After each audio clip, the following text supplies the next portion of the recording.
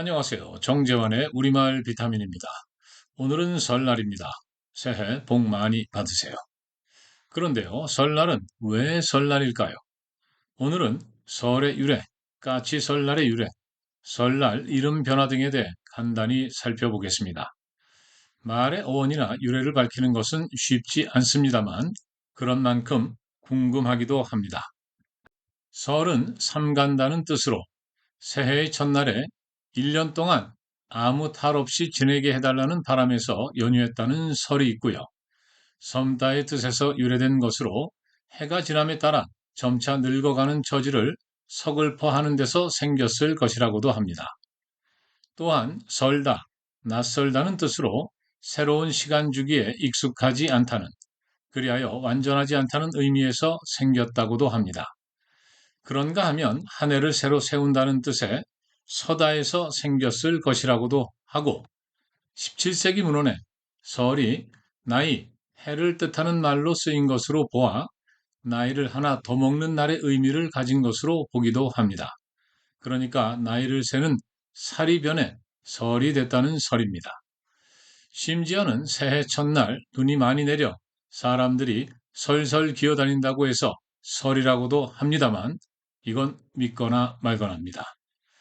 삼국사기에는 261년 백제에서 설을 지낸 것으로 기록되어 있습니다만 사실은 더 오래전부터 설을 지냈을 가능성도 있습니다.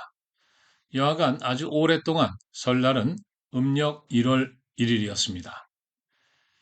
그런데 언제부터인가 새해를 두 번 맞이하고 두 번 시작하게 되었는데요. 양력설이 등장한 때문입니다. 1896년 1월 1일 정부가 양력을 도입하면서 설날도 양력으로 쇠게된 것입니다. 그러나 제도상 그렇게 된 것이지 오랜 전통과 풍습이 하루아침에 바뀌지는 않았습니다. 사람들은 여전히 음력 1월 1일을 설날로 세며 차례도 지내고 성묘도 하고 세배도 다니고 떡국도 먹었습니다. 설날 떡국을 먹는 이유는 흰떡과 국물로 나쁜 일을 모두 잊고 새롭게 시작한다는 뜻이고요. 가래떡을 길게 뽑는 이유는 장수와 집안의 번창을 의미하고 둥글게 써는 이유는 둥근 엽전의 모양과 같도록 해서 운과 제복이 계속되기를 기원하는 소망을 담은 것입니다. 떡국을 먹어야 나이를 한 살 더 먹는다고 해서 떡국을 먹는데요. 나이를 빨리 먹고 싶다고 한두 그릇 더 먹거나 반대로 나이 먹기 싫다며 안 먹는 경우도 있습니다. 그러니까 19세기 말 정부가 양력을 채택한 이후로도 실제 설은 음력이었는데요. 메이지 유신 이후 양력을 채택하고 있던 일제가 우리 설을 옛날 설이라는 뜻의 구정으로 깎아내리고 새 시대를 여는 새로운 설이라며 양력설인 신정을 강요했습니다. 그러나 조선인들은 우리 설날을 포기하지 않았습니다. 1924년 윤극영 선생이 발표한 동요 설날에 까치까치 설날은 어저께고요. 우리 설날은 오늘이래요. 라는 가사가 나오는데요. 음력 1월 1일보다 앞선 신정을 까치들이 세는 설날 혹은 일본 설날이라고 하면서 어디까지나 우리 설날은 오늘, 즉 음력설이라고 강조했다는 의견이 있습니다. 그렇지만 까치는 기쁜 소식을 전하는 새인데 일제가 강요한 신정을 설마 까치 설날이라고 했겠느냐는 이견도 있습니다.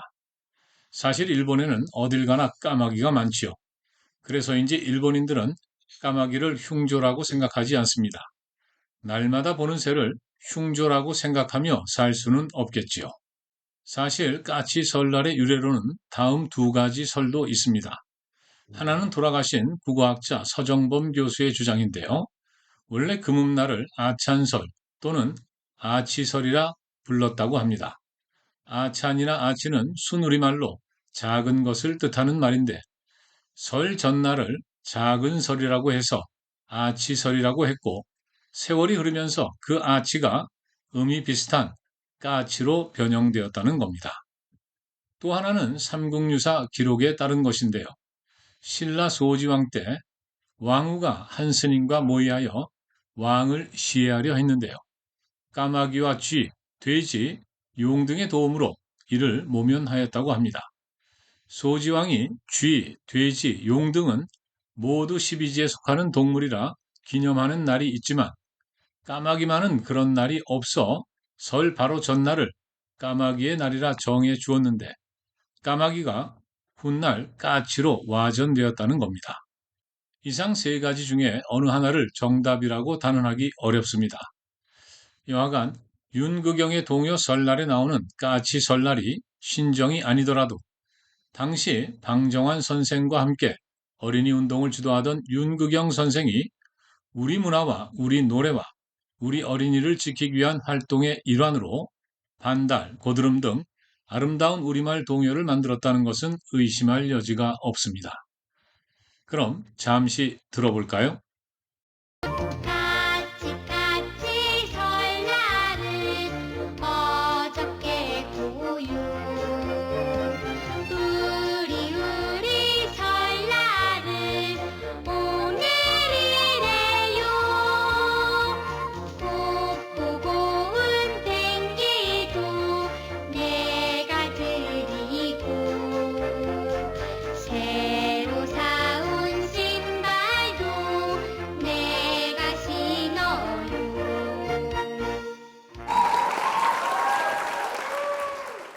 그런데요, 문제는 일제가 강요한 신정이 해방 후에도 계속되었다는 겁니다. 1949년 정부는 식목일, 한글날, 추석, 성탄절 등을 공휴일로 지정했지만 음력설은 제외했고 양력 1월 1일부터 3일까지를 신정 연휴로 지정했습니다. 구정, 즉 우리 음력설은 해방 후에도 줄곧 찬밥 신세였던 겁니다.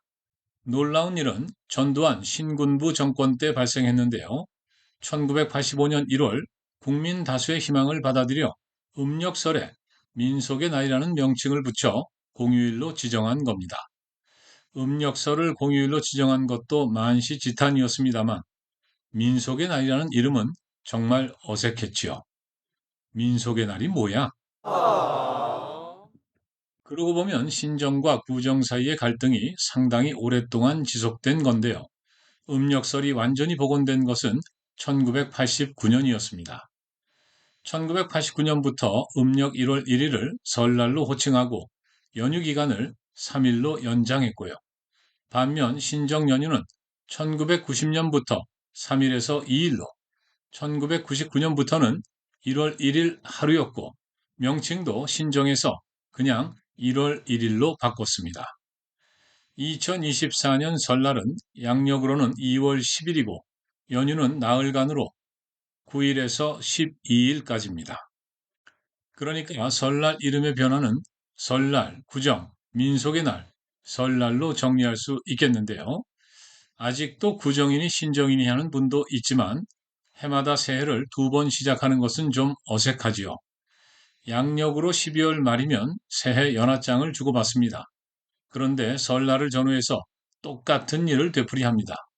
그 바람에 이중과세의 고충을 호소하는 분도 있지요. 제 생각입니다만 연하장은 양력 1월 1일 전후로만 보내고 설날에는 가족과 함께 차례 지내고 세배 드리고 떡국 먹으며 편안하게 쉬고 즐기는 건 어떨까요?